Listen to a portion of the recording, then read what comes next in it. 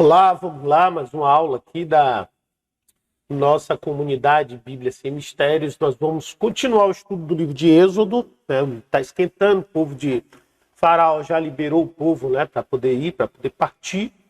E agora a gente vai começar a ver a jornada desse povo ao longo do deserto, né? Um trecho bem legal, bem interessante, e começa aquela história dos 40 anos aqui agora, os acontecimentos todos que culminaram, para quem já conhece a história, na morte de quase todos esses homens no deserto e, finalmente, somente 2 deles entraram. Mas vamos continuar o estudo, que é mais interessante a gente ir lendo e vendo por que tudo isso aconteceu. Então tá aí, Êxodo capítulo 13. Vamos começar a leitura. O texto diz assim: Então falou o Senhor a Moisés, dizendo: Santifica-me todo primogênito, o que abrir toda a madre entre os filhos de Israel, de homens, de animais, porque meu é. E Moisés disse ao povo: Lembrai-vos deste mesmo dia em que saíste do Egito, da casa da servidão, pois com mão forte o Senhor vos tirou daqui. Portanto, não comereis pão levedado. Hoje, no mês de Abibe, vós saís, e acontecerá que quando o Senhor te houver introduzido na terra dos cananeus, e dos heteus, e dos amorreus, e dos heveus, e dos jebuseus, a qual jurou a teus pais que te daria, terra que emana leite e mel, guardarás este culto neste mês. 7 dias comerás pães ázimos, e ao sétimo dia haverá festa ao Senhor. Bom, aqui a gente observa que o que acontece? Moisés estabelece uma data cívica e santa, né? Interessante, no português nós temos as datas cívicas, né? A gente chama de cívicas, mas no inglês elas são chamadas de holy, né? Holidays. Feriado é holiday. Em português é feriado, a gente não usa um termo específico para isso, mas no inglês é holiday, que significa dia santo. E normalmente todo feriado ele tem um propósito santo por trás, ele vem de uma origem santa por trás, a maior parte deles, um dia especial, porque dia santo significa dia separado. Então observe, o que é que Deus está falando aqui? Santifique para mim todo o primogênito. É a mesma coisa que dizer separe para mim, né? Então, ele fala o primeiro de cada útero, o primeiro de cada ventre, o primeiro de cada nascimento, né? O que a palavra está dizendo aqui, que Deus está orientando o povo de Israel, né? Aos hebreus, aqui o primeiro ao que? A separar a primícia, né, que são os primeiros frutos, o primeiro fruto, ou seja, é você dar honra ao Senhor. Primícia representa honra. E aqui quando Deus fala separe o primeiro para mim, ele está dizendo o seguinte: me honre com o primeiro fruto. E Moisés disse então ao povo: lembrem-se desse dia em que vocês saíram do Egito, da casa da escravidão, e vocês estão saindo hoje. O mês que a gente traz aqui é Abibe, mas no hebraico a palavra que tem lá é primavera, o primeiro dia da primavera. Aqui no Brasil, ela é diferente porque a nossa primavera é em setembro, né? Mas a primavera deles, lá que eles estão no norte, no hemisfério norte, acontece justamente entre março e abril. Que é onde acontece o nosso outono, entre março e abril. Então, por isso que, apesar da gente ter lido, né, o mês de Abibe, no hebraico essa palavra Abibe significa mês da primavera, né? Então aí você tem esse detalhezinho aí importante. Vamos continuar a leitura.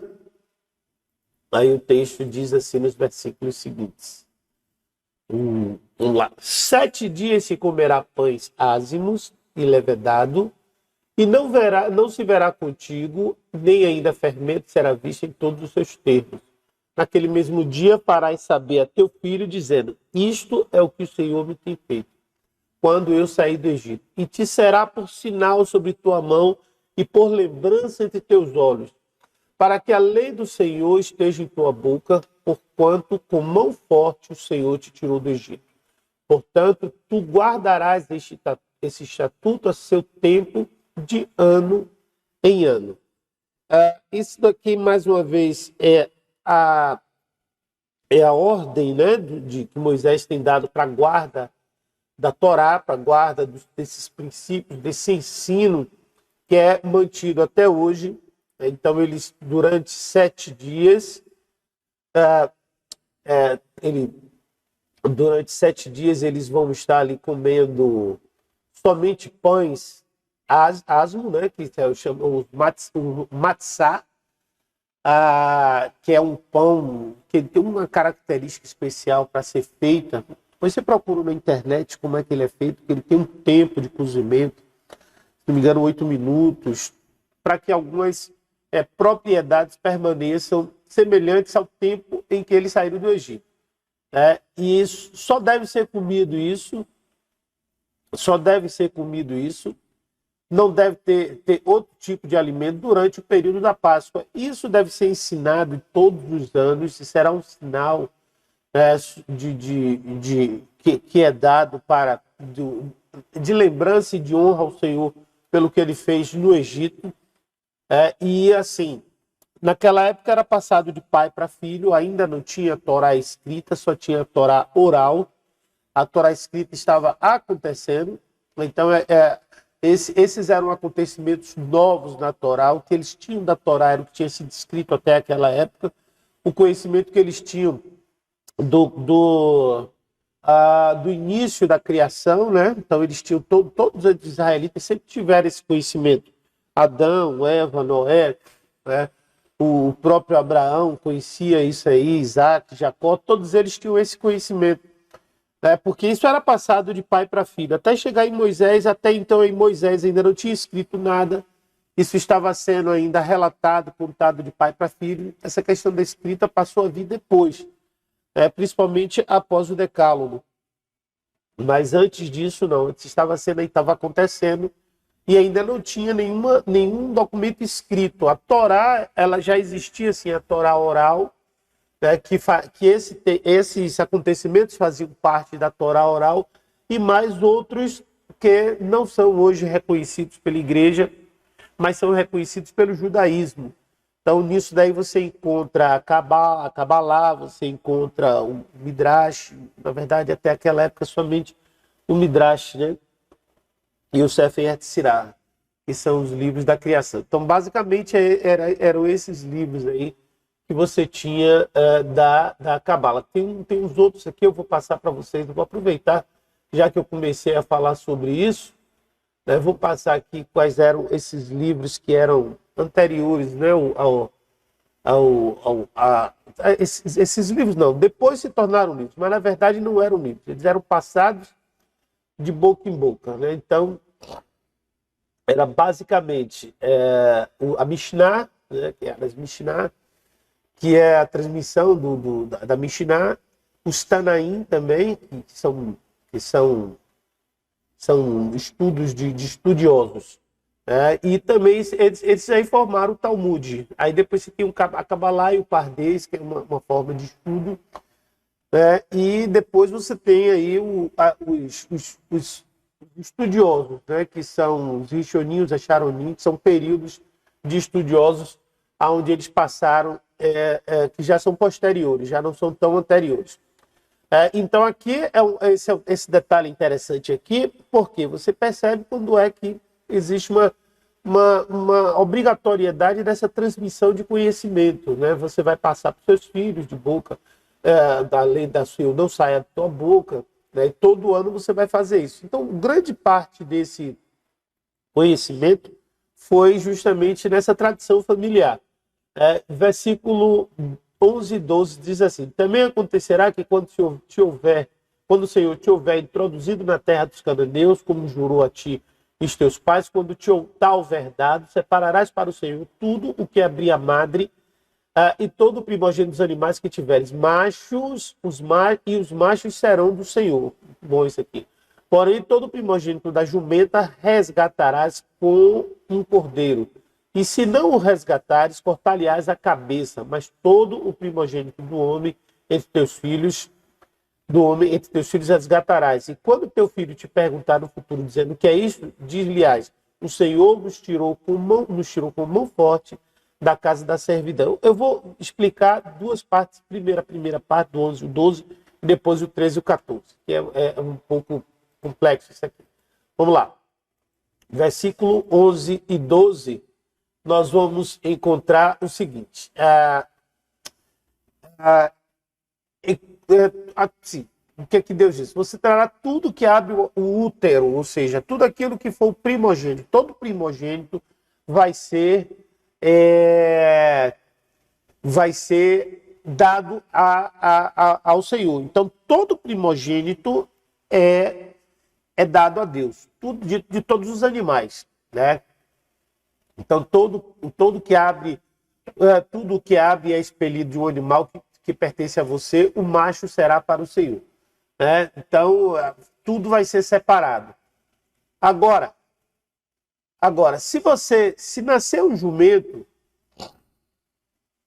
e aqui esse é o 11 e o 12, agora o 13 e o 14. Se for um jumento, certo? Você deve trocar o jumento por um cordeiro. No caso de não, você não vai entregar um jumento, certo? Porque o jumento para o Senhor é um animal impuro.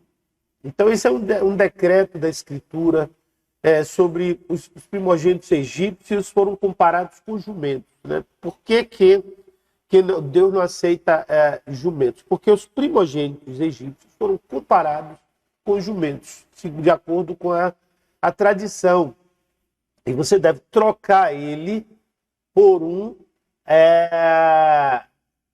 cordeiro. Se ele não for trocado, se você não tiver o cordeiro, né, você vai cortar a cabeça, né? Então você vai tirar o bicho, você vai matar esse primogênito. É um sacrifício, né? E esse jumento, ele poderá ser usado.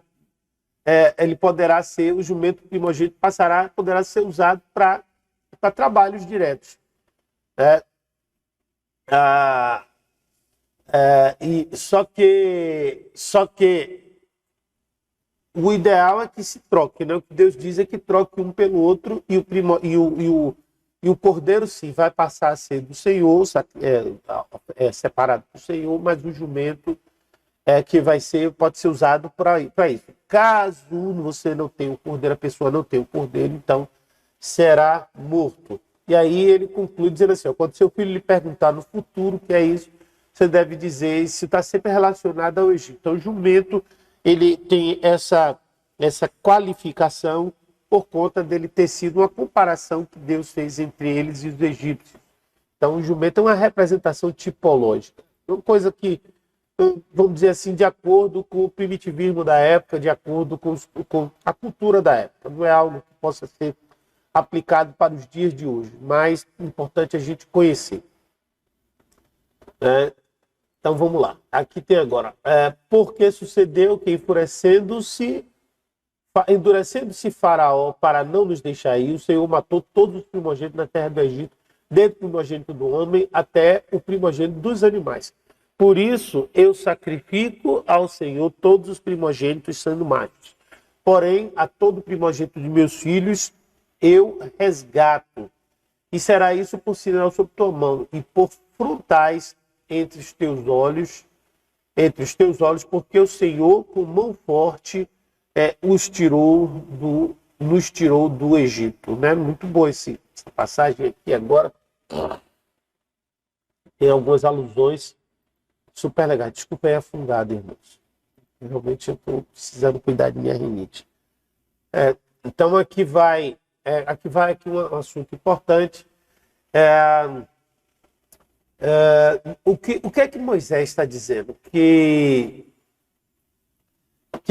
o Senhor matou todos os primogênitos do Egito. Por isso, ele sacrifica ao Senhor todo o macho primogênito. É isso que ele está dizendo aqui. né, anteriormente. Todos os machos, todos os primeiros filhos devem ser sacrificados ao Senhor. Certo? E ele fala aqui, que ele fala isso em resgate dos seus próprios filhos, lembrando do cordeiro de 1 ano, tal. Certo? E aqui, essas palavras serão um sinal sobre o seu braço e deve estar entre os seus olhos. Toda foto de tefilim, são as caixas de tefilim. Isso aqui você vai encontrar a primeira referência aos tefilim. O tefilim é uma caixinha que é colocada aqui na cabeça dos judeus, que eles cobrem com chapéu, que esses tefilis, quando eles estão orando, eles colocam isso. Isso é o que ele fala diante dos olhos. Então, esses versículos, essas passagens especiais ficam escritas aí. Né? Então, são caixas que são colocadas diante dos seus olhos. Né? Depois, Jesus Cristo fala sobre isso, né? Sobre os filactérios, tal. Isso você consta nas vestes sagradas dos judeus, você vai encontrar isso. É uma mitzvah que eles chamam dos 613 mandamentos que eles utilizam para a manutenção da sua cultura e do seu ensino. Vamos continuar aqui a leitura, mas aqui é importante a gente entender isso aqui, porque esse por frontais é essa caixa que a gente vê aqui, ó, essa parte daqui, ó, aqui embaixo, deixa eu colocar aqui, ó. Esse por frontais são os totafotes ou tefilins, né? Então, isso que eles deixam para relembrar o tempo todo o sacrifício que foi feito. Essa obra, quando eles estão orando, eles utilizam essas caixinhas, né, que ficam na sua cabeça. Né? E aconteceu que, quando o faraó deixou ir o povo, Deus não os levou pelo caminho das terras dos filisteus, que estavam mais perto, porque disse Deus, porque porventura o povo não se arrependa vendo a guerra e volte ao Egito. Mas Deus fez o povo rodear pelo caminho do deserto do Mar Vermelho armados, e os filhos de Israel subiram da terra do Egito. Dentro dessa expectativa, né? Então o que é que a gente percebe? Que há aqui Deus ele deu uma precaução. Nessa precaução, o povo não iria pelo caminho mais curto, mas pelo mais longo, para que o povo não desistisse quando visse as dificuldades. Certo? Ou seja, Deus já sabia que aquele povo era um povo difícil. Né? Então, ele levou para que, justamente por esse lado,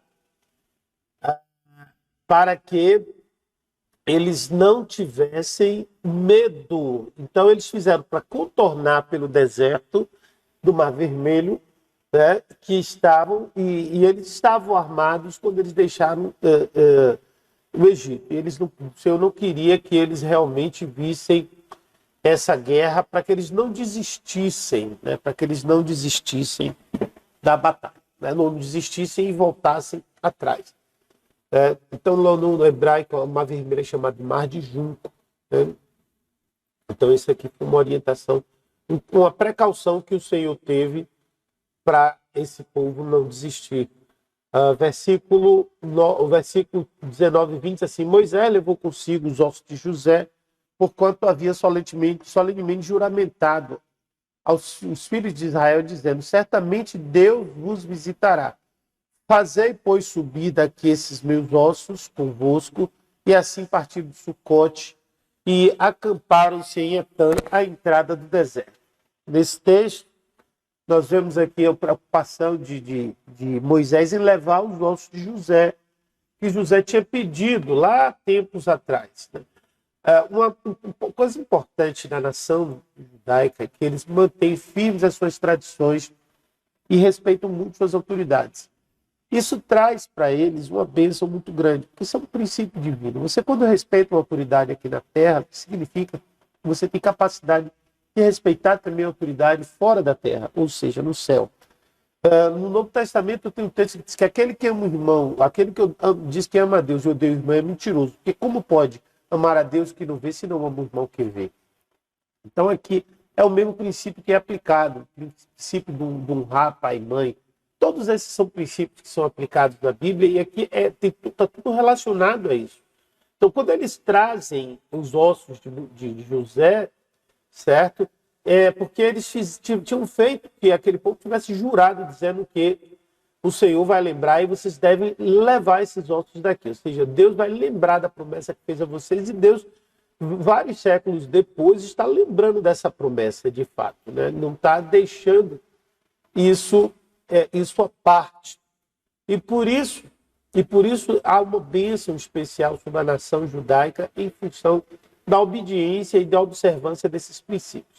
Aí agora os últimos versículos é assim: o Senhor ia adiante deles, de dia numa coluna de nuvem, para nos guiar pelo caminho, e de noite numa coluna de fogo, para nos iluminar, para que caminhasse de dia e de noite, e nunca tirou diante do povo a coluna de fogo, nem de dia, nem a coluna de fogo durante a noite.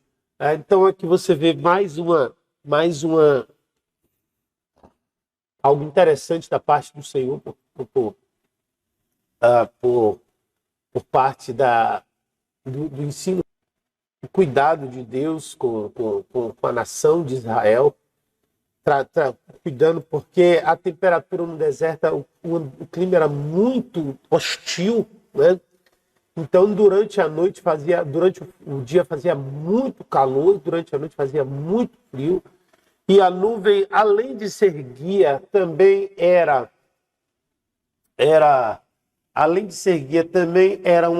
um refresco, um refrigério. E à noite, o fogo, além de ser guia para iluminar, né, era também para aquecer, porque se durante o dia a temperatura beirava os 50 graus, às vezes até passava, à noite beirava 0 grau. Então era um nível de mudança de temperatura muito alto, né? Então aqui você encontra esse aspecto interessante, muito forte, né, dentro da perspectiva dessa caminhada no deserto. Então, esse foi a última passagem, o último versículo. Nós ficamos por aqui nessa gravação. E que Deus os abençoe no nome de Jesus. Até a próxima aula, que já vamos falar sobre a abertura do Mar Vermelho.